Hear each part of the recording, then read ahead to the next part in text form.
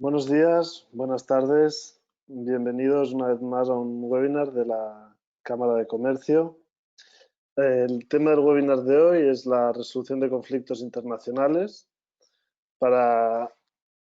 Sí, conectad la cámara si queréis. Para ello contamos con unos panelistas excepcionales, ya los tenemos todos aquí. Este webinar forma parte de una serie de webinars que estamos haciendo desde la Cámara y pueden consultarlos todos en nuestra web, spainusamber.com. Sin más, les presento a los panelistas en el orden que me aparecen a mí, de izquierda a derecha. En primer lugar, Arantxa Cuadrado es asociada del equipo de procesal y arbitraje internacional de Holland & Knight en Nueva York. Ella asesora a clientes en arbitrajes y disputas internacionales. En segundo lugar, Pablo Martínez es director jurídico en Carles Cuesta Abogados. Anteriormente trabajó en Baker McKenzie y Hogan Lovells y durante más de 8 años en el Departamento de Derecho Procesal y Arbitraje de Uría Menéndez. Su práctica se centra en la resolución de disputas ante tribunales arbitrales y órganos judiciales del orden civil en España. A su derecha, Catherine Menéndez de la Cuesta es socia del equipo de Procesal y Arbitraje Internacional de Holland & Knight. Su práctica se centra en la resolución de disputas internacionales ante tribunales arbitrales internacionales y tribunales federales y estatales de Florida y Nueva York. Con anterioridad ejerció varios años en Madrid en el Departamento de Derecho Procesal y Arbitraje de Uría Menéndez. Begoña Guzmán es la directora global de la asesoría jurídica de banca privada del Grupo Santander con sede en Miami y Madrid. Begoña gestiona y coordina desde la perspectiva legal el negocio de banca privada del Banco Santander en Miami, Ginebra, la Unión Europea y LATAM. Entre los años 2018 y 2020 ejerció como directora de la asesoría jurídica y secretaria del Consejo de Banco Santander Internacional, negocio de banca privada, en Miami. Tiene más de 20 años de experiencia en el sector bancario y asegurador. Y finalmente, Montserrat Gelabert es abogada en el Departamento Jurídico del Grupo Sener, donde se dedica principalmente a la negociación de contratos y al asesoramiento en disputas en el ámbito de la ingeniería y construcción. Antes de su incorporación al Grupo Sener, Montserrat trabajó como abogada del Departamento Procesal y Arbitraje en varios despachos nacionales. Antes de comenzar, solo recordar a los asistentes que la modalidad del webinar de hoy será una mesa redonda en la cual los asistentes debatirán distintos temas con la ayuda de Arantxa y que si desean hacer cualquier pregunta, en el panel de la derecha verán un apartado que pone questions, pueden escribir ahí sus preguntas durante todo el webinar y al final del webinar los panelistas las responderán.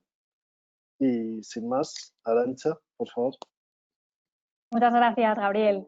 Muchas gracias a la Cámara por la organización de esta conferencia, a todos los ponentes por participar y, por supuesto, a todas las personas que os habéis conectado hoy para acompañarnos. Vamos a estructurar este webinar de la siguiente forma. Vamos a empezar con Pablo y Catherine desde un punto de vista general y a continuación abordaremos con Montserrat y con Begoña el punto de vista más práctico de la empresa. Entonces, empezando desde el punto de vista más general, Pablo, ¿cuáles son las principales diferencias entre un procedimiento judicial en España y un arbitraje? Perdón, que lo tenía en mute. Muchas gracias, Arantxa. Bueno, antes de nada agradecerte a ti y a la Cámara de Comercio y también a Catherine de la Cuesta la organización de este evento. Pero ya respondiendo a tu pregunta, yo creo que la principal diferencia es la rigidez que encuentras en el procedimiento español. Frente a un procedimiento arbitral, que es cuya característica principal es la flexibilidad, en un procedimiento español, el procedimiento español es eminentemente rígido. Tú tienes una ley de enjuiciamiento civil que recoge unas normas muy claras y muy precisas de cómo debe de desarrollarse este procedimiento. Y entonces, para empezar, el demandante tiene que presentar directamente su escrito de demanda. Y ese escrito de demanda tiene que recoger todas las alegaciones y todos los documentos que el demandante pretende hacer valer en el procedimiento judicial. Y además, si quiere hacerse valer de dictámenes periciales, de pruebas de expertos, también tienen que ir acompañados a ese escrito, a ese primer escrito de demanda. Y a partir de ahí, el demandado tiene 20 días para contestar. Y tiene 20 días para contestar, 20 días hábiles para contestar, y da igual todo. Da igual que sea un procedimiento de construcción, que tengas 40 cajas de documentos, da igual que sea una reclamación de una factura de 10.000 euros, da igual, da igual. Eso al juzgado no le importa. Al juzgado le importa solo que tienes 20 días para contestar. Y en esa contestación también tienen que ir todas las alegaciones del demandado y todos los documentos que el demandado quiere presentar en el procedimiento. Y esa es su oportunidad para contar su historia. Después, va a ser muy complicado introducir nuevas alegaciones, va a ser muy complicado introducir nuevos documentos. Después el procedimiento pues, tiene otras fases, tiene una audiencia previa y tiene un juicio y ya directamente pues, se dicta sentencia sobre el fondo. Pero, claro, esto no tiene nada que ver con un procedimiento arbitral donde las partes pues, negocian el procedimiento que quieren tener y lo ajustan a la disputa, a la naturaleza de la disputa, a la complejidad de la disputa. Y yo creo que esa es la principal diferencia. Después también, y de una forma muy relacionada con lo anterior, el coste. El coste pues, de un procedimiento judicial en España es bastante menor. Primero porque apenas hay un coste de acceder a la justicia en España, tienes que pagar a un procurador, que eso pues, es una cantidad relativamente moderada. Hay unas tasas judiciales que son casi anecdóticas, que son 300 euros por presentar una demanda en primera instancia. Y después el coste principal es el abogado y los expertos. Y en general los abogados, pues es más barato un procedimiento judicial porque precisamente la rigidez que tiene un procedimiento judicial hace que sea menos impredecible qué es lo que va a ocurrir y eso hace que el coste sea menor. Después es verdad que tienes las apelaciones y que los procedimientos pues, tienen sus complicaciones y puede haber cosas que hagan que el coste suba, pero en principio es bastante más barato que un procedimiento. Yo destacaría esas dos cuestiones, la rigidez y el coste. Y Catherine, haciendo la misma comparación, ¿cuáles serían las principales diferencias entre un procedimiento judicial en Estados Unidos y un arbitraje? Bueno, buenos días y muchas gracias a la Cámara por organizarlo y a todos vosotros por participar y estar aquí. Voy a intentar seguir un poco el esquema de Pablo. Ciertamente el sistema en Estados Unidos no es tan inflexible como el procedimiento español. Es posible pedir prórrogas, es posible bueno, pues adaptar un poquito el procedimiento a la disputa, pero desde luego el arbitraje sigue siendo una alternativa mucho más flexible en el que las partes acuerdan los calendarios procesales, el número de rondas y, por tanto, en ese sentido, el arbitraje plantea una ventaja importante. ¿Cómo se inicia un procedimiento en Estados Unidos? Es muy distinto a cómo se inicia en España. Lo que debe incluirse en una demanda en Estados Unidos es la posición de las partes y cuál es la reclamación o el claim, si es un incumplimiento contractual, si es extracontractual, la naturaleza. Hay que incluir detalle, pero en absoluto hay que incluir todo el detalle que se requiere en un procedimiento español y desde luego no hace falta aportar prueba ninguna. En un arbitraje es un procedimiento híbrido normalmente. Se inicia con una petición de arbitraje en la que hay que incluir básicamente lo mismo, diría yo, o parecido que en un complaint en Estados Unidos, es decir, la reclamación, la naturaleza de la reclamación, una descripción de los hechos y en el caso de arbitraje algún detalle adicional, ¿no? La sede, el idioma, etcétera. Pero en el arbitraje, después, cuando se presenta lo que es la demanda como tal, sí hace falta aportar la prueba en la que las partes se basan para realizar las alegaciones. Y en esto sí es, con todas las salvedades, parecido al procedimiento español y se diferencia del procedimiento americano, en el que, como digo, en la demanda no hay que adjuntar prueba. Otras diferencias que destacaría. Número uno, la confidencialidad. En un procedimiento arbitral es posible pactar la confidencialidad por acuerdo de las partes. En un procedimiento americano es muy difícil que el procedimiento sea confidencial y en el 99% de los casos no lo es. Tercero, el discovery, el famoso discovery americano. En un procedimiento en Estados Unidos va a haber una fase de intercambio de documentos, de lo que aquí llaman depositions, que son declaraciones de testigos antes del juicio. Y esa fase suele ser muy, muy importante, larga y, bueno, cara, diría yo.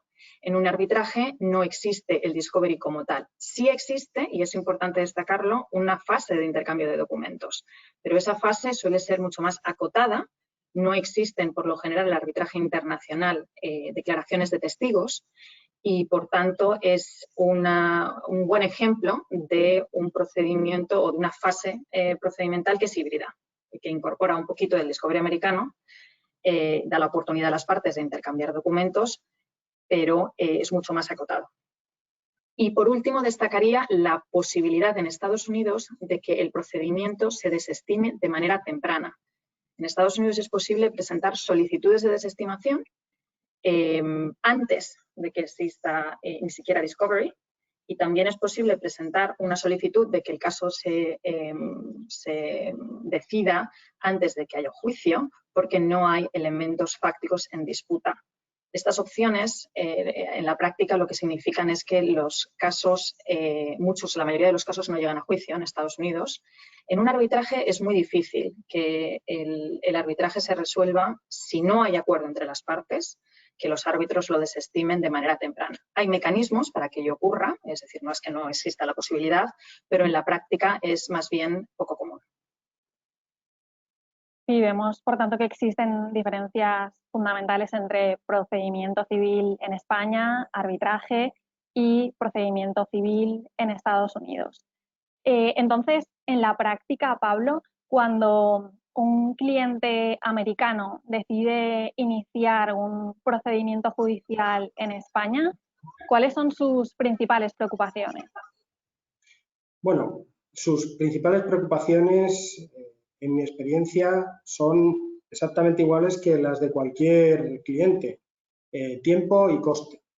Es decir, las dos primeras preguntas que te hace cualquier cliente es: ¿cuánto tiempo voy a tardar en tener una resolución y cuánto me va a costar este procedimiento? Y en general, en mi experiencia, los clientes americanos pues quedan bastante contentos con lo que tiene que ofrecer el procedimiento español respecto de estas dos preguntas. ¿Qué no les gusta tanto? Y que normalmente van descubriendo un poco a posteriori, conforme va avanzando el procedimiento. Claro, no les gusta tanto la rigidez de lo que hemos hablado, de la que hemos hablado antes. Cuando de repente tienes un cliente que es americano y que le han demandado y tiene que contestar en 20 días, y en esos 20 días tiene que hacer todas sus alegaciones y meter todos sus documentos, pues claro, eso ya no le gusta tanto. Eso requiere una investigación un poco de todo lo que es la disputa en un muy corto periodo de tiempo, que además, si la demanda ha venido un poco por sorpresa, puede haberse agotado en parte en la búsqueda de abogados. Después tampoco gusta pues, otras cuestiones de la rigidez, el plazo para la declinatoria. La declinatoria, el motion to dismiss due to lack of jurisdiction, eso tienes un plazo de 10 días desde el momento que te notifican la demanda. Es, no voy a decir común, pero sí que ocurre en varias ocasiones que en el momento que el cliente americano llega ya por fin a su abogado, ha seleccionado a su abogado, pues le ha precluido el trámite, ya no tiene la oportunidad de meter una declinatoria ni de discutir la jurisdicción. Otros ejemplos, pues la posibilidad de presentar alegaciones adicionales, la posibilidad de presentar documentos adicionales. Bueno, pues claro, esas cosas van surgiendo a lo largo del procedimiento. El cliente americano, dentro de su cultura jurídica y dentro de lo que está acostumbrado en los procedimientos americanos, pues quiere meter nuevos documentos, nuevas alegaciones, y es muy complicado. Y es muy complicado que entienda que esa posibilidad no existe en el procedimiento español. Y ya después hay cosas que le sorprenden a un nivel casi visceral. Por ejemplo, el interrogatorio de parte en el procedimiento español pues tiene una serie de especialidades que el cliente americano le cuesta mucho entender. Interrogatorio de parte no es algo que pueda pedir la propia parte, sino que tiene que pedirlo a la parte contraria. y tiene la peculiaridad de que no se hace juramento. Entonces, la parte que declara en un procedimiento civil español, pues no presta juramento, y eso es algo que a un cliente americano le resulta absolutamente inaceptable y casi surrealista, pero es así.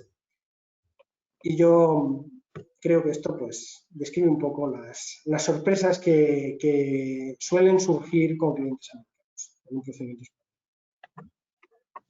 Catherine, y en el caso de los clientes españoles, ¿cuáles son sus principales preocupaciones a la hora de iniciar un procedimiento en Estados Unidos, un procedimiento judicial?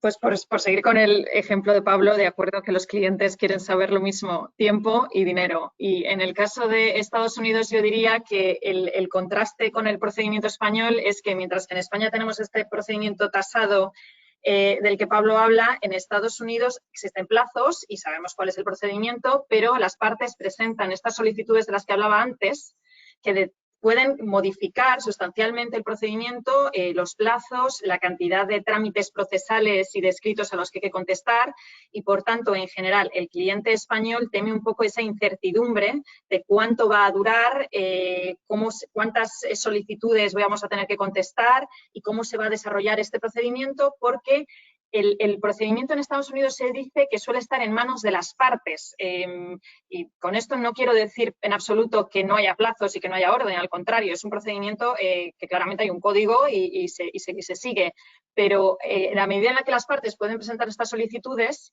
y de alguna forma pueden pedirle al juez que el procedimiento sea de una u otra forma en función de las necesidades de la disputa, sin duda tienen mucho poder de maniobra y de adaptar lo que son el procedimiento al final, ¿no?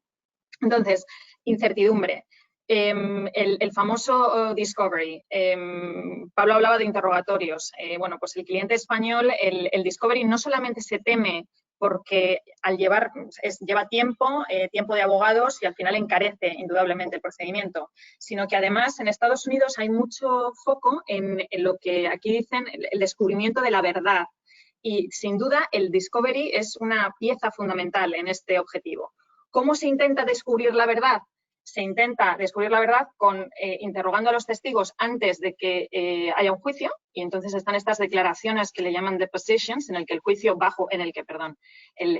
testigo bajo juramento responde preguntas de abogados. Estas declaraciones pueden durar un día, 2 días y se les hace preguntas a los testigos de todo. Del caso, de la disputa, de su formación, de su experiencia. Son interrogatorios amplios y lo que se pretende es descubrir hechos que las partes no sabían hasta ese momento y, desde luego, prepararse para un posible juicio después. Y número 2, el intercambio de documentos, que también es una fase de este discovery. Nosotros le explicamos siempre a los clientes españoles lo que indiquemos, tenemos que esperar, tenemos que tener en cuenta y considerar que va a haber una fase de discovery, vamos a poder obtener documentos de la parte contraria que pueden ayudarnos o no, pero de igual modo la parte contraria va a solicitar la entrega de documentos y debemos entregar esos documentos. Entonces, claro, los españoles, las partes españolas normalmente no están acostumbrados a esto, no están acostumbrados a recibir una lista, dame todos los emails que se han intercambiado entre tal y tal fecha sobre tal cuestión, toda la correspondencia que se ha recibido, todos los documentos que se han preparado, obviamente hay objeciones que se pueden hacer, o sea, insisto, esto pues obviamente las comunicaciones entre cliente y abogado están protegidas, es decir, hay una serie de excepciones, obviamente, pero en general es un procedimiento que en España no existe como tal y que, por tanto, sorprende por la profundidad, el volumen de documentos que en general se obtiene, hay que examinar y demás, y porque es obligatorio, debe entregarse este documento. Y el último que diría es el jurado. En Estados Unidos, en España existen jurados, pero los casos en los que se deciden por jurados son mucho menores que en Estados Unidos. En Estados Unidos una amplia mayoría de los casos se deciden por jurado, aunque es posible que no sea así, como digo. Y por tanto, la mentalidad que hay que tener para esto, o sea, es decir, hay que considerarlo, ¿no? Que va a ser un jurado de personas normales y corrientes, que no son abogados, que no son jueces, quienes van a decidir la disputa o pueden decidirla.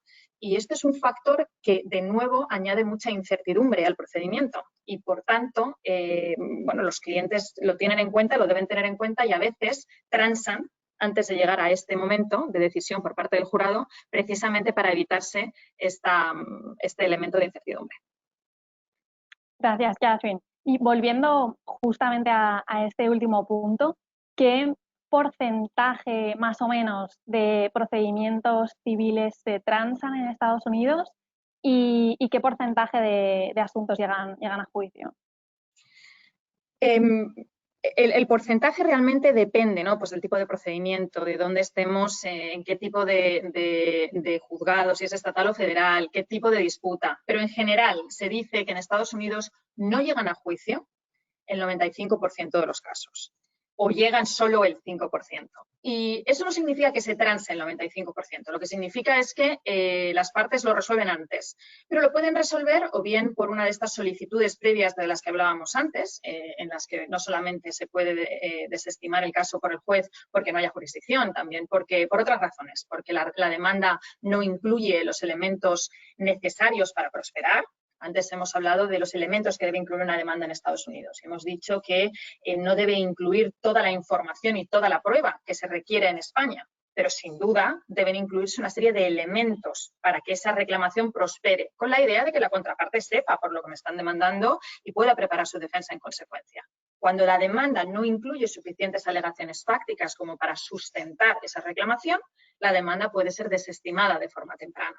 Igualmente hemos dicho ya la falta de jurisdicción, si la notificación o el emplazamiento han sido defectuosos. Es decir, hay una serie de razones por las que se puede desestimar temprano.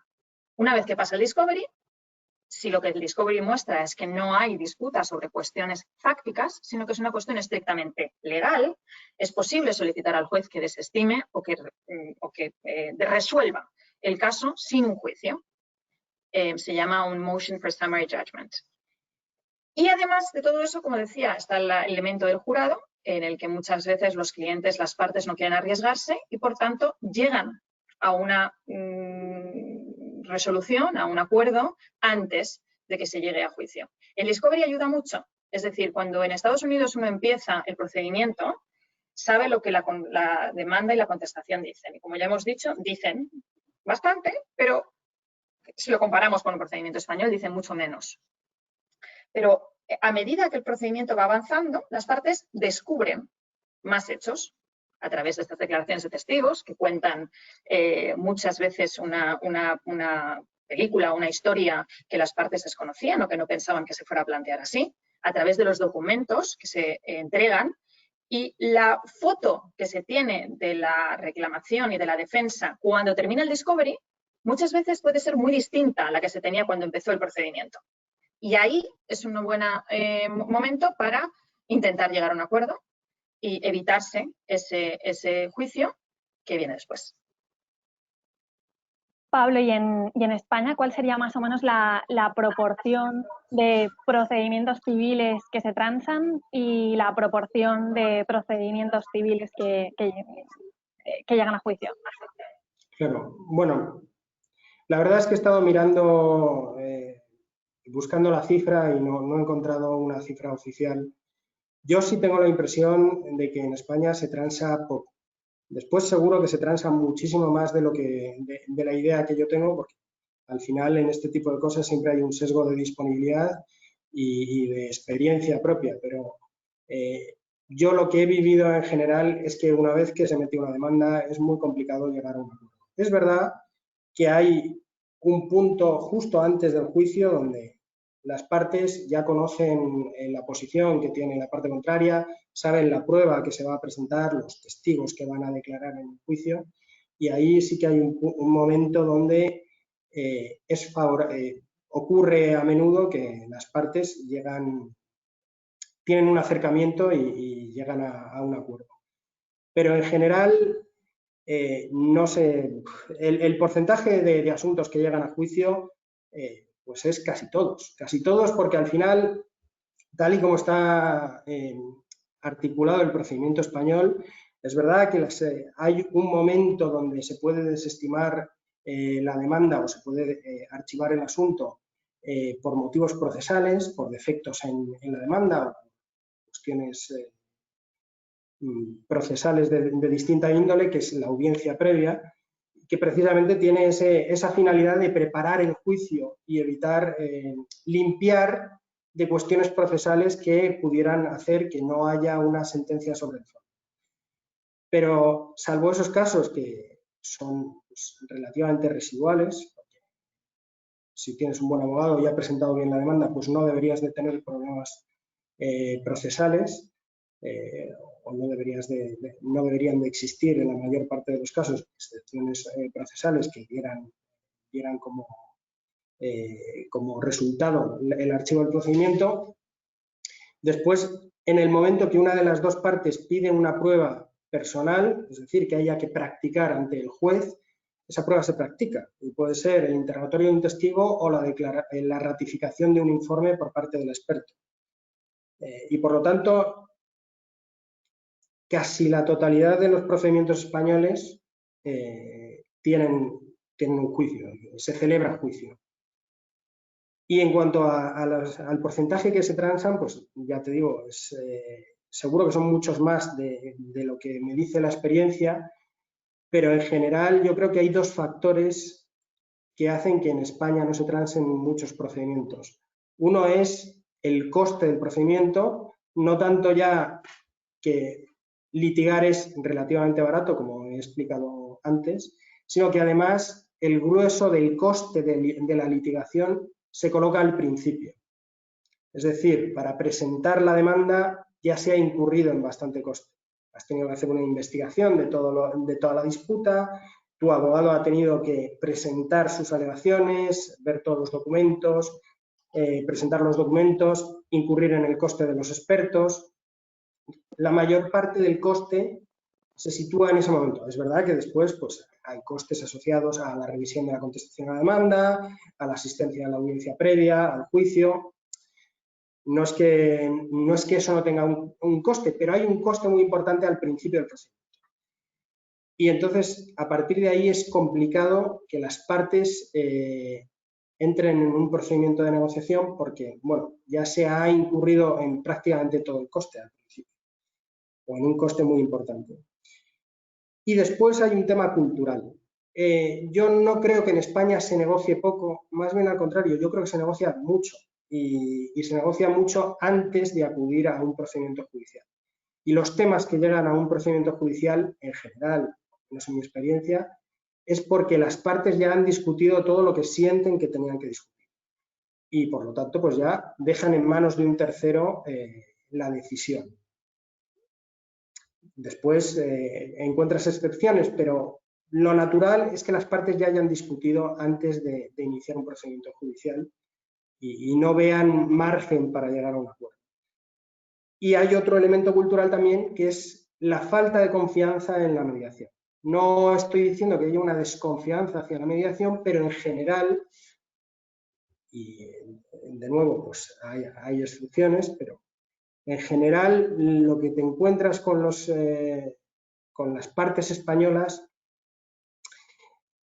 es que sienten que no necesitan un mediador, que lo que les puede dar un mediador, ellos tienen la impresión de que pueden lograrlo a través de una negociación.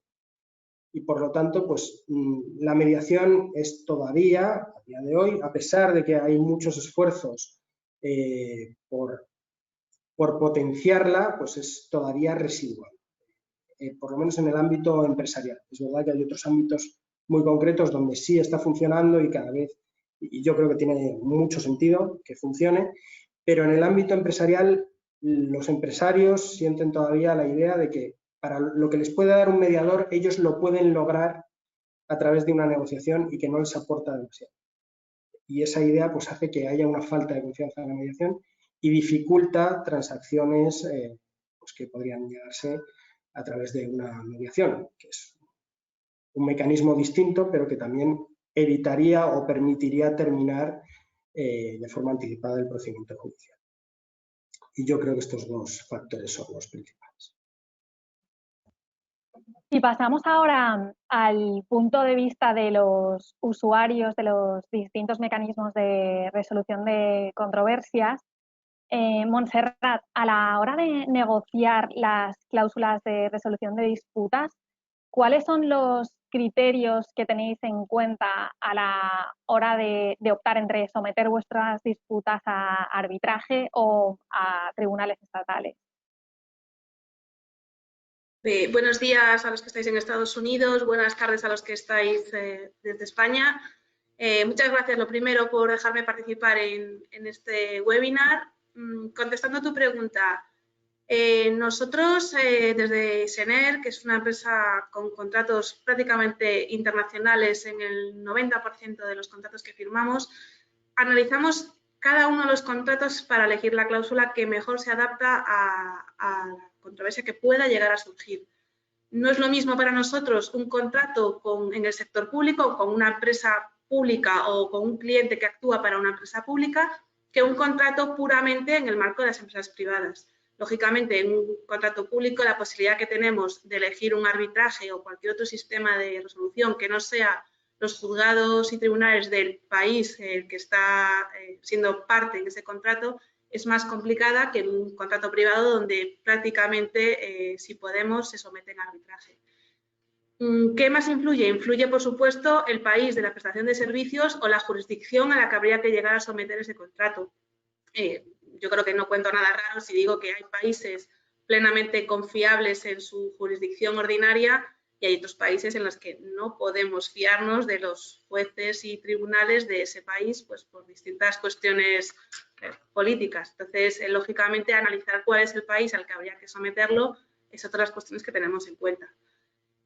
¿Qué más cuestiones? Por ejemplo, el importe del contrato. No es lo mismo hacer un contrato, un gran contrato EPC, millones y millones de euros en juego, que hacer un pequeño subcontrato, pues o para meses del mismo contrato o para un cliente una cuestión muy determinada. Lógicamente, a mayor importe, más tendemos a ir hacia un arbitraje que hacia la jurisdicción ordinaria. ¿Y esto por qué? Los conflictos que puedan llegar a surgir en ese contrato, que también es algo que analizamos y tenemos en cuenta. Nosotros somos una empresa de ingeniería, entonces son cuestiones muy, muy técnicas. Es decir, no va a haber una discusión por un impago de una factura o una interpretación de una cláusula. Las cuestiones que van a llevarnos a llegar a jurisdicción o a arbitraje son cuestiones muy técnicas que requieren de unas periciales muy importantes y que requieren que el árbitro o el juez que conozca precisamente el marco en el que nos estamos moviendo. Entonces, lógicamente, si tenemos un pequeño subcontrato, podemos valorar la jurisdicción ordinaria. Un gran contrato con cuestiones técnicas muy complejas no podemos valorarlo porque sabemos que al final, si llega a tener que ir a arbitraje o a conflicto, vamos a necesitar unas periciales y unos árbitros especializados. También, ¿qué tenemos en cuenta a la hora de seleccionar la cláusula? No solamente el contrato en sí, sino el grupo de contratos que van a estar, digamos, afectos a ese proyecto. Es decir, no es lo mismo tener en cuenta un único contrato que a lo mejor es pequeño y dices, no me importa someterlo a una jurisdicción ordinaria porque la probabilidad que tengo de que tengamos una disputa va a ser muy pequeña, pero si ese contrato está vinculado a otro contrato que a su vez deriva de la cadena entera, desde el cliente hasta el último suministrador, se pretende que todos ellos tengan la misma regulación, porque si hay un conflicto y va a tener que haber acciones directas hacia el cliente o incluso hacia subcontratistas, que todo se pueda llevar de una misma manera y ante una misma jurisdicción y evitemos de esta manera que puedan llegar a haber procedimientos paralelos y contradictorios entre sí. Entonces, al final, el hecho de que sea un contrato independiente o forme parte de un grupo, de un proyecto, pues es algo que también tenemos en cuenta. No sé si con eso he contestado esta pregunta. No, sí, por supuesto. ¿Y cuáles son las ventajas que el arbitraje aporta a una empresa como Sener? Pues para nosotros la principal ventaja es, por un lado, la especialización de los árbitros, el hecho de poder elegir árbitros, como lo estaba diciendo, nuestros arbitrajes, nuestros conflictos suelen ser conflictos muy técnicos Entonces necesitamos a árbitros que conozcan la materia, o sea, que tú les hables de un contrato de EPC, les hables de una turbina, les hables de un puente y sepan de lo que estamos hablando, que un juez que a lo mejor, por muy especializado que esté en temas mercantiles, eso es algo que no entiende. Entonces necesitamos que por el tipo de disputas que vamos a llegar a los tribunales o a los arbitrajes, que el árbitro sea experto, ¿vale? Otra ventaja que a nosotros nos da, pues es un poco lo que comentaban previamente Pablo y Catherine, la flexibilidad de los procedimientos arbitrales en cuanto a manejo de tiempos del arbitraje y el propio procedimiento en sí. Lógicamente, sabemos lo que pasa en España, Pablo ha explicado que son un procedimiento muy rígido, pero nuestros contratos, al ser a lo largo del mundo, pues cada una de las jurisdicciones es diferente. Entonces, el hecho de tener un procedimiento arbitral que es, digamos, universal, porque es verdad que cada cámara tiene su procedimiento, puede haber arbitrajes ad hoc, pero más o menos si tú eliges una cámara con la que normalmente estés a gusto, cámaras internacionales de reconocido prestigio, el procedimiento lo tienes controlado y sabes cómo van los tiempos y lo puedes manejar. Otra ventaja que nos ofrece el arbitraje a nosotros, por ejemplo, la inexistencia de un recurso posterior. Es verdad que siempre tenemos la posibilidad de que haya un recurso de nulidad del laudo por algún tipo de vicio en el procedimiento, pero no entramos en ese sistema de recursos de no me gusta, ahora recurro, apelo, luego voy al Tribunal Supremo, a otro tribunal. ¿Qué hace? Primero, alargar la contienda más de lo estrictamente necesario, generar un coste muchísimo mayor para que lo que es el procedimiento simple, y segundo, ganas incertidumbre. Para nosotros, cada día que pasa en un procedimiento es tiempo y dinero que se pierde en que mientras tengas una cuestión con ese cliente, nuevos contratos pues no son tan fáciles de gestionar como si no tienes ningún tipo de conflicto. Entonces, para nosotros esa flexibilidad y esa falta de recurso, lógicamente, para nosotros es una ventaja muy importante a la hora de considerar un arbitraje. ¿Y ves alguna desventaja en el arbitraje? Y si la hay, ¿cómo crees que se podría mejorar? Bueno, la desventaja del arbitraje es claramente el alto coste que tiene el procedimiento arbitral. Primero porque son arbitrajes internacionales, supone mucho viaje. Ahora, la verdad es que con el tema del coronavirus estamos descubriendo un arbitraje que está reduciendo los costes con las posibilidades de tener vistas de manera telemática, que te ahorra muchísimo dinero, pero aún así es lo que decía, los nuestros son arbitrajes muy técnicos que requieren muchísimas periciales y una dedicación de nuestros abogados que la verdad consumen horas y horas y horas, y eso te hace que los costes del arbitraje sean muy altos, además del coste de la propia cámara, que lógicamente en los importes en los que nosotros nos movemos, pues son costes que se disparan. Y luego otra desventaja en sí es, vamos a ver cómo explicarlo, es el hecho de que los procedimientos judiciales suelen tender a ser mucho más estrictos a la hora de la aplicación del derecho.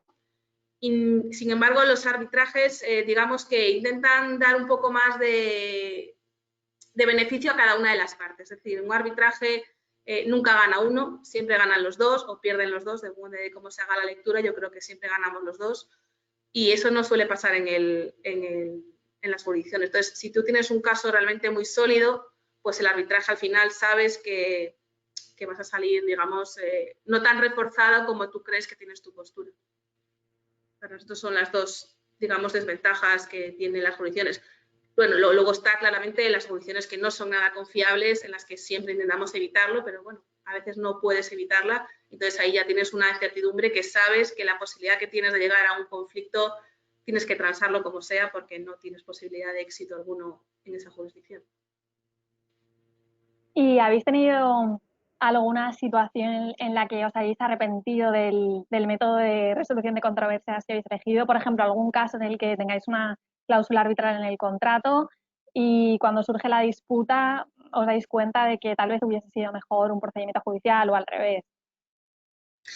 Bueno, pues por desgracia siempre tienes alguna mala experiencia. En este caso hay que tener en cuenta que nosotros, desde que firmamos el contrato hasta que puede llegar a surgir la disputa, pueden llegar a pasar muchos años, incluso a lo mejor cerca de 10 años. Entonces, la situación de los países no es la misma. Entonces, sí hemos tenido alguna experiencia mala se eligió un país, no había opción, era un contrato público y la verdad que la situación judicial en el momento de llegar a la disputa no nos permitía acudir a los tribunales. Entonces, hubo que transar y, bueno, pues digamos que esa transacción, la otra parte, sabiendo que tenía las de ganar, lógicamente, pues digamos que pagamos más de lo que teníamos que pagar. Pero bueno, al final, eso es algo que no puedes prever cuando firmas el contrato. Y, por ejemplo, otro problema que tuvimos en un arbitraje no es tanto el haber elegido el arbitraje en sí, sino, digamos, la sede del arbitraje y el tipo de arbitraje. En este caso fue una sede nada amigable con un arbitraje ad hoc, es decir, sin prácticamente regulación por ninguna cámara internacional, y la verdad que eso nos ha hecho que la otra parte que haga una disposición del arbitraje completamente contraria a nuestros intereses. Pero una vez más, aquí podíamos haber elegido otra sede y otro tipo de una cámara internacional que nos apoyase un poco. Pues la verdad que seguramente que si lo hubiéramos hecho tendríamos muchísimas más posibilidades de éxito que la que estamos teniendo, pero es que a veces no siempre tienes la posibilidad de elegir el arbitraje, ni la sede, ni el tipo de cámara que tú quieres para tu contrato, porque lo que decía al principio, contratos públicos hay muy pocas posibilidades que tengas de elegir sede. Muchas gracias, Montserrat. Begoña, ¿podrías compartir con nosotros alguna experiencia reciente de Banco Santander en la resolución de una disputa? ¿Qué mecanismo utilizasteis?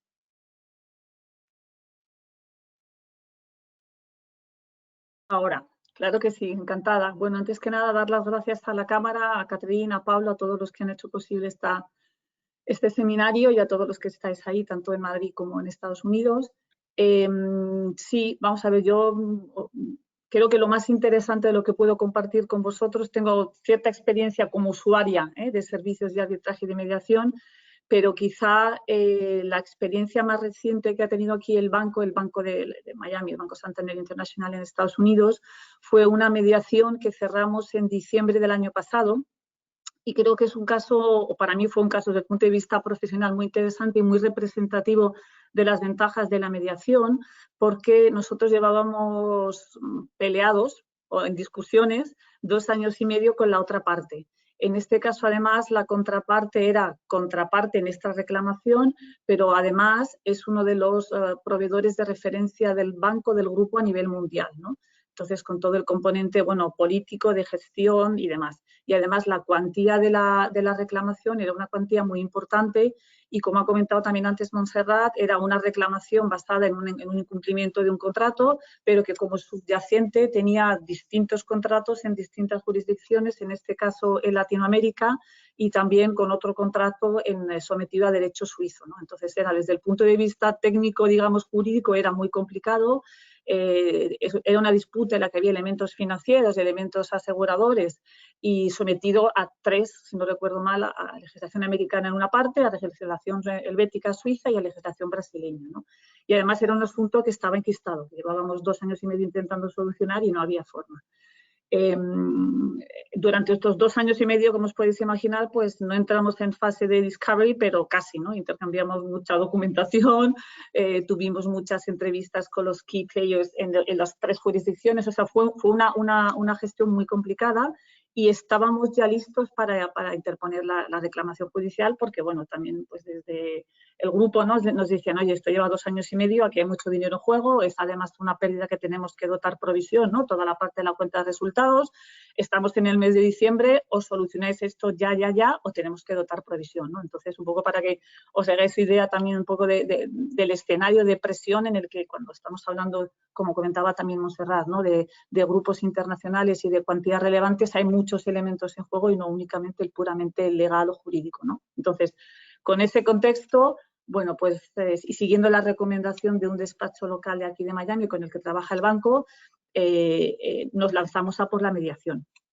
La mediación fue con un mediador único propuesto por este despacho de abogados tercero y con el que, por supuesto, las partes estábamos de acuerdo, ¿no? En un primer momento barajamos la posibilidad de que fuera un poco más modelo arbitral tradicional con 3 árbitros, ¿no? 1 y 1, cada uno nombrado por una de las partes y el tercero en común, pero por temas de coste y de inmediatez, pues optamos por esta fórmula.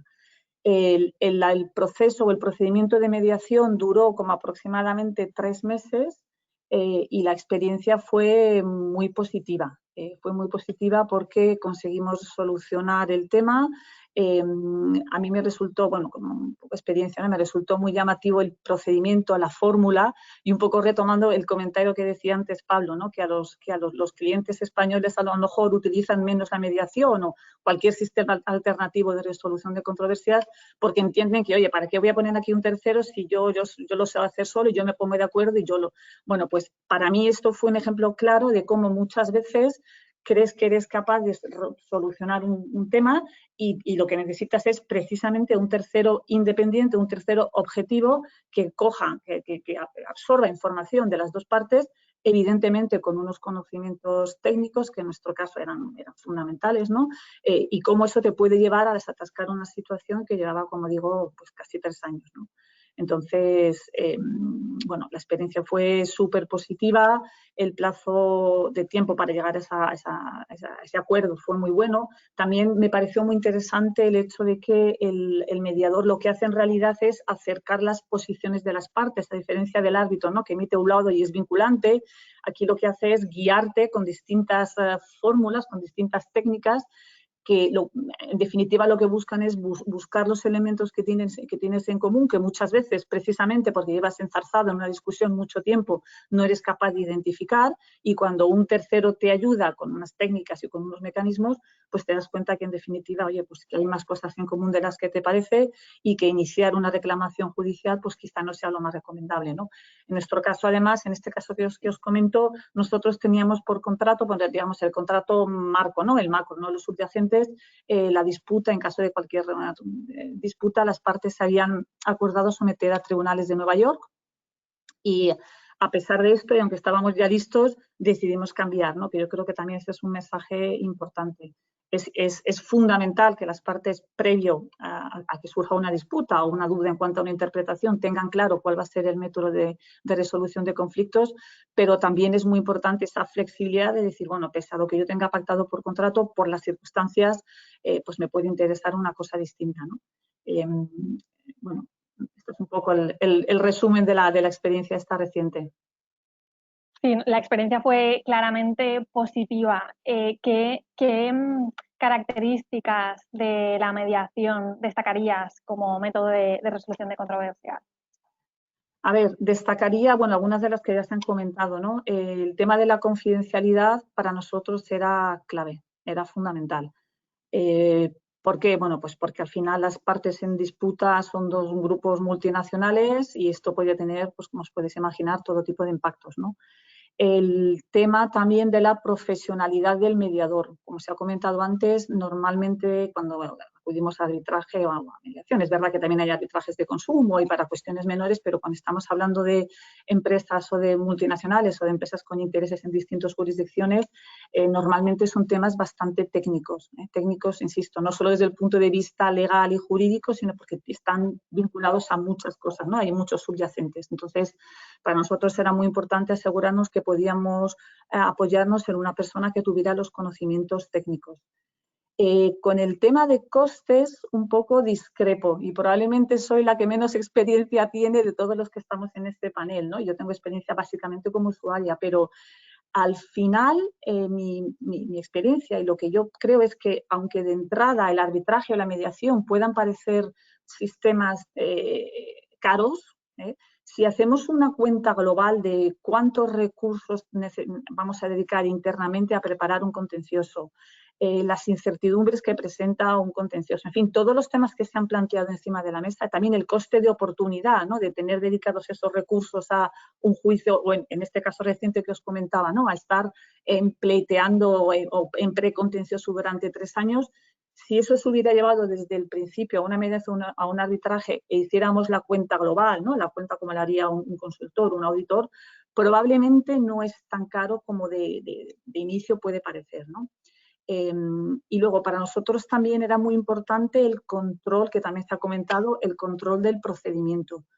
cuando estamos hablando de compañías, de sociedades que pertenecen a grupos, toda la parte del gobierno interno, del reporte, de la consolidación, es muy importante. Entonces, en mi caso, para mí, como la General Counsel que era del banco aquí en Miami, fue muy importante tener esta sensación de que yo voy marcando los plazos, que esos plazos los puedo ajustar, que esos plazos son flexibles, que incluso dentro de que obviamente existen unas reglas del juego, se pueden modular y se pueden hacer en cierta forma a medida de las dos partes. A mí me dio mucha tranquilidad, y me dio mucha tranquilidad, como digo, de cara a reporte, de cara a consolidación, de cara a comunicación, a consejo. Éramos nosotros, ¿no? Las dos partes las que íbamos conduciendo el procedimiento. Entonces, eso para mí también fue muy importante.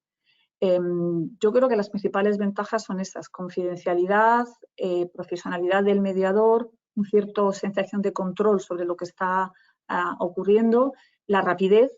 También la experiencia fue muy positiva en ese sentido.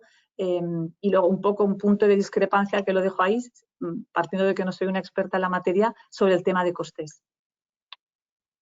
Y viendo todas estas ventajas, ¿por qué crees que en España se utiliza menos la mediación que en Estados Unidos? A ver, yo creo, me insisto, lo repito otra vez, no soy experta en esta materia, pero yo creo que es un tema básicamente cultural. Yo creo que es falta de cultura, falta de conocimiento. No estamos acostumbrados a ir a un mediador. Y de nuevo, el comentario de Pablo me parece que recoge, representa muy bien la opinión de mucha gente o de mucho empresario y de profesionales, ¿no? ¿Para qué voy a ir a un mediador o a un árbitro? Si tengo un problema, lo intento solucionar, y si no consigo solucionarlo, voy directamente a una jurisdicción ordinaria, una reclamación contenciosa, ¿no?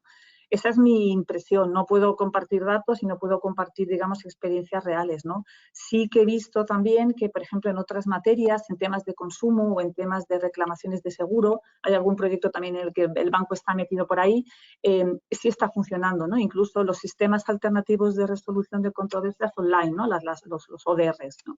Entonces, bueno, parece que por ahí algo está entrando, pero insisto, creo que básicamente es un tema de desconocimiento. Muy bien, muchas gracias. Creo que ahora podemos empezar con cualquier pregunta que tenga cualquier persona que se haya conectado al webinar, pero mientras Gabriel recoge todas estas preguntas, tal vez podemos seguir hablando un poco, y Gabriel, cuando las tengas nos lo hace saber. Catherine, no sé en qué circunstancias recomendarías a un cliente que inicie un arbitraje, y en qué circunstancias le recomendarías que inicie un procedimiento judicial. Bueno, yo creo que la verdad que después de todo lo que hemos oído por parte de todos, y especialmente de Begoña y de Montserrat, o sea, ellas son las que ven la necesidad, ¿no?, en función de cuándo uno u otro.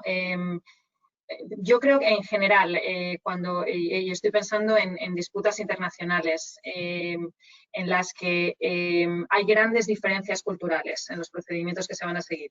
Una parte viene de un procedimiento civil, en el que tenemos toda esa falta de flexibilidad de la que hemos hablado, y la otra parte está acostumbrada a un procedimiento americano. El arbitraje es una buena forma de acercar posiciones y de tener un procedimiento a medida que de alguna forma adopte elementos de una y de la otra. Traducciones, interpretación. A veces sabemos que en un procedimiento americano va a ser todo en inglés y en un procedimiento español va a ser todo en español, y por tanto traducciones son necesarias y requeridas. Un arbitraje permite que los árbitros sean bilingües y que la prueba se practique en ambos idiomas sin una necesidad estricta de traducir absolutamente todo. Eso abarata costes y facilita la situación. Obviamente también depende del tipo de disputa, de cuánto de complejo sea, de cuánto importante sea que quien decida esté o no especializado. Y por tanto, yo creo que esos son algunos de los factores que tenemos en cuenta cuando recomendamos una u otra cláusula. Bueno, muchas gracias, Catherine. Si te parece bien, Arantxa, voy a empezar a leer las preguntas que ya han empezado a entrar. Recordar solo que si quieren seguir haciendo preguntas, en el panel de la derecha los asistentes pueden hacerlo. Creo que la primera pregunta, que está un poco relacionada con lo que comentabas ahora, Catherine, ¿es importante tener un mediador bilingüe español-inglés o creen que da igual? Quizá Begoña pueda, no sé, Begoña, ¿qué opinas? Uy. Begoña, te hemos perdido. ¿Ahora? Ahora. Perdón, que en vez de la mute he dado la cámara. En nuestro caso optamos por un mediador bilingüe y la verdad es que nos facilitó mucho la vida, porque no solamente por el tema de coste, sino porque el hecho de tener a una persona, a un tercero que hable los dos idiomas, aparte de los dos idiomas, es un tema también cultural, ¿no? Al final consigues aunar no solamente el ahorro de costes, sino una persona que, como comentaba antes Catherine también, que eso sería lo ideal, ¿no? Que tenga incluso formación en los dos ordenamientos jurídicos, ¿no? Derecho civil y derecho common, derecho anglosajón. Vale. Tengo aquí algunas preguntas. Hay algunas que sí que están dirigidas a alguien en particular y otras que no, así que quien quiera que las responda. Esta es general. Desde vuestra perspectiva, ¿creéis que el arbitraje internacional tiene futuro en España o ya está demasiado desarrollado en otros países? Entiendo que como para que España pueda ser un player en el arbitraje. No sé, Montserrat o Pablo. Sí. Yo voy a hacer la americano, que es que te llaman por... Yo creo que Madrid, en este caso, yo creo que ya es una sede para el arbitraje internacional. Recientemente, además, se ha creado la Cámara Internacional de Arbitraje de Madrid, que es la fusión de las cámaras española y de Madrid de arbitraje que teníamos. Y creo que se está haciendo una función por parte del Grupo Europeo Español, perdón, del Club Español de Arbitraje importante en este sentido, para que Madrid sea una sede internacional. De hecho, hace poco, dos países que no tienen nada que ver con España han elegido Madrid precisamente como sede del arbitraje internacional, con lo cual estamos en ello. Y a nivel arbitrajes internacionales, con empresas internacionales y proyectos internacionales, yo creo que sí que es una opción. No es una gran sede como puede ser París o Londres, que digamos que se suelen elegir más habitualmente, pero yo creo que Madrid está ahí, se puede postular y tiene posibilidades. Yo veo que Montserrat ha hecho patria y me alegro porque estoy totalmente de acuerdo con lo que ella ha dicho. Al final tenemos una ley de arbitraje que es muy buena, muy moderna, sigue la ley modelo y además los cambios que tiene respecto a la ley modelo tienen mucho sentido. Las instituciones que tenemos y ahora con especial referencia a la nueva corte que se ha creado son de primer nivel, no tienen nada que envidiar a otras cortes internacionales y sus reglamentos siguen los estándares más estrictos de arbitraje internacional y yo creo que efectivamente lo tenemos todo para ser una buena sede de arbitraje y creo que cada vez más se confía en Madrid como sede de arbitraje. En Madrid, digo Madrid porque a lo mejor es la ciudad que atrae más arbitraje, pero bueno, en general España es una buena sede de arbitraje. Vale, perfecto. De acuerdo, 100%. A ver, esta creo que sí que va a ser para ti, Catherine y Pablo. ¿Qué procedimiento diríais que ofrece más garantías o seguridad jurídica, el estadounidense o el español? Supongo que en la pregunta se refiere a la justicia ordinaria, no arbitraje o mediación. Bueno, yo creo, para empezar, es que el enfoque es absolutamente distinto entre los dos procedimientos. Porque, como ha explicado antes Catherine, el procedimiento americano está dirigido, está enfocado a descubrir la verdad. Eso, el procedimiento español, por más que resulte chocante, no es así. El procedimiento español está dirigido a resolver una disputa. Y a resolver una disputa con lo que conocen las partes y con la documentación que tienen las partes. Es verdad que se puede hacer una solicitud de exhibición documental, pero muy limitada. Y al final, el procedimiento español se contenta con la verdad formal. Mientras que en el procedimiento americano se busca la verdad material, en el procedimiento español se busca una verdad formal, que es lo que se ha podido demostrar en ese procedimiento, y con eso hay que resolver la disputa. Entonces, ya partimos de enfoques muy diferentes. Seguridad jurídica, bueno, es verdad que el procedimiento español es relativamente predecible. Cuando tú entras en un... Y digo relativamente porque después todo procedimiento tiene su incertidumbre, pero tú cuando entras en el procedimiento español tienes tus documentos, sabes tus alegaciones, conoces el derecho, ves las alegaciones de la parte contraria, más o menos, y sin que...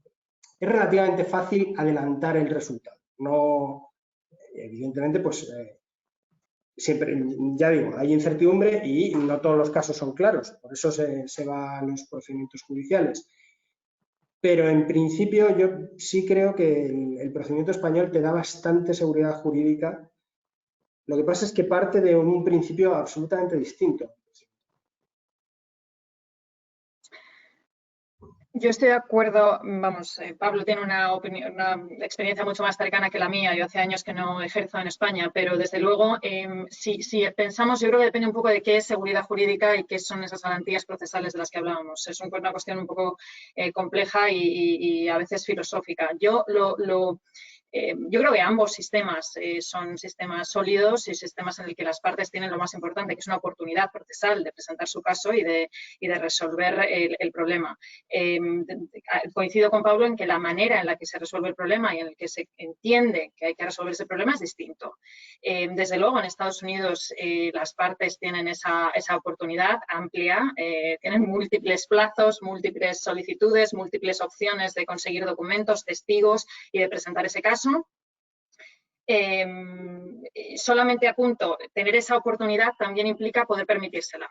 Y al final eso es una cuestión que no podemos perder de vista. En un procedimiento en el que da tanto y en el que es tan a veces complicado poder llegar hasta el final y poder obtener una resolución porque se alarga y hay más oportunidad y más oportunidad, hay partes que sencillamente no pueden acceder a esa seguridad jurídica por más que el sistema lo permita, ¿no? Entonces, hay que tener eso en cuenta, pero desde luego en general coincido en que ambos sistemas no tienen ningún problema de corrupción, dan una oportunidad a ambas partes de presentar el problema y de solucionarlo. Vale, perfecto. Esta pregunta es para Begoña.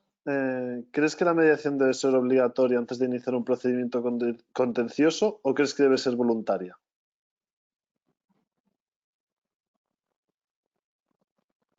A ver, la obligatoriedad al final depende de lo que las partes quieran. En mi experiencia, no solo en este caso reciente, sino en mi ejercicio profesional, siempre es bueno. Yo no sé cómo entiende la persona que ha hecho la pregunta de la obligatoriedad.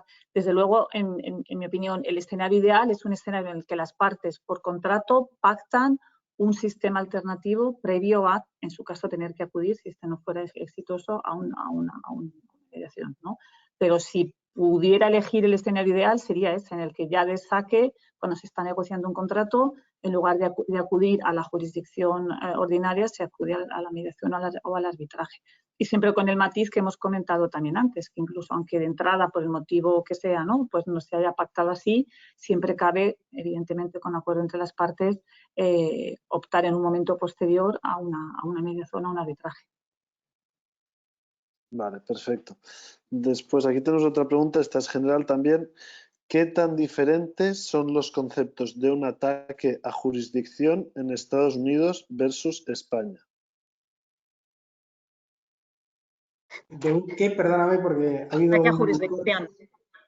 Sí. De un ataque a la jurisdicción. Pues yo puedo contar cómo es el procedimiento español. El procedimiento americano yo no me lo conozco a tanto detalle, entonces, Catherine, si te parece esto, lo hacemos a medias. En un procedimiento español, y yo creo que lo he mencionado antes a las preguntas de Arantxa, hay una oportunidad para presentar una excepción de falta de competencia, es la declinatoria. Y esa declinatoria tiene que presentarse en los 10 primeros días desde que se recibe la demanda. Y después no hay otra oportunidad para presentar un ataque a la jurisdicción. Esto tiene algunos matices porque hay cuestiones de jurisdicción que se entienden de orden público y esas cuestiones de jurisdicción que se entienden de orden público sí que se pueden surgir incluso de oficio por parte del tribunal. del órgano jurisdiccional y en cualquier momento. Pero en principio lo que es el ataque a la jurisdicción tiene que ser en los 10 primeros días mediante declinatoria. La otra parte, la parte demandante, tiene 5 días para presentar alegaciones y el juzgado decide. Y a partir de ahí, con la decisión del juzgado, o se archiva o se va para adelante. Esa decisión se puede apelar. Si la decisión es que no hay competencia, se tiene apelación directa. Si la decisión es que sí que hay competencia, pues una vez que haya sentencia sobre el fondo, se puede apelar esa sentencia sobre el fondo y reproducir la cuestión ante el órgano de apelación, que es una audiencia provincial. Esa es la forma de hacer el ataque a la jurisdicción en derecho español. La forma de hacer el ataque en Estados Unidos depende de si es un juzgado federal, estatal, qué estado y demás. En general hay más plazo que en España. Suele ser alrededor de 20-21 días para contestar. Hay más oportunidad en cuanto hay un response y hay un reply. Pero en general yo diría que la principal diferencia no es tanto los plazos, sino las razones para esa falta de jurisdicción. Es una cuestión muy complicada que en la Facultad de Derecho nos pasamos semanas estudiando, pero básicamente tiene que haber una conexión con Estados Unidos y con en particular el lugar en el que se presente la demanda, no solamente en cuanto a la materia, sino también personal, y esto lo tenemos en España, pero básicamente tiene que haber contactos. En Estados Unidos hay muchas demandas internacionales y se demanda a partes que no tienen conexión con Estados Unidos a veces. Y entonces se exige que esa conexión con Estados Unidos o con Miami o con Nueva York sea sustantiva, que haya una serie de contactos. Entonces, ¿en qué medida una empresa española puede ser demandada en Estados Unidos? Pregunta que nos hacen frecuentemente. Asumamos que no hay una cláusula de sumisión, obviamente, a la jurisdicción de Estados Unidos. Si no, ya está. Pero si no existe, ¿qué contactos tiene que tener una empresa española con Estados Unidos para que exista el riesgo de que un buen día esa empresa se despierte y reciba una demanda en Nueva York, en Miami o en algún sitio en Estados Unidos? Bueno, pues esos contactos tienen que ser, digamos que sustantivos. El análisis es complejo, pero no vale con que haya un contacto mínimo, sino que tiene que ser, bueno, pues le llaman minimum contacts. Muchas gracias, Catherine. Bien resumido medio semestre de Civil Procedure en la universidad en un minuto. Creo que no tenemos más preguntas por el momento. Bueno, si hubiese alguna pregunta de último momento, tal vez os la podríamos enviar para que respondierais por email. Nada, hasta aquí el webinar. Muchas gracias a todos los panelistas por un webinar muy interesante, a los asistentes que han participado y a los que han asistido. Y bueno, si quieren consultar más webinars, pues pueden hacerlo en la página web de la Cámara que está en el chat. Muchas gracias a todos. Muchísimas gracias. Gracias, adiós, hasta luego. Gracias.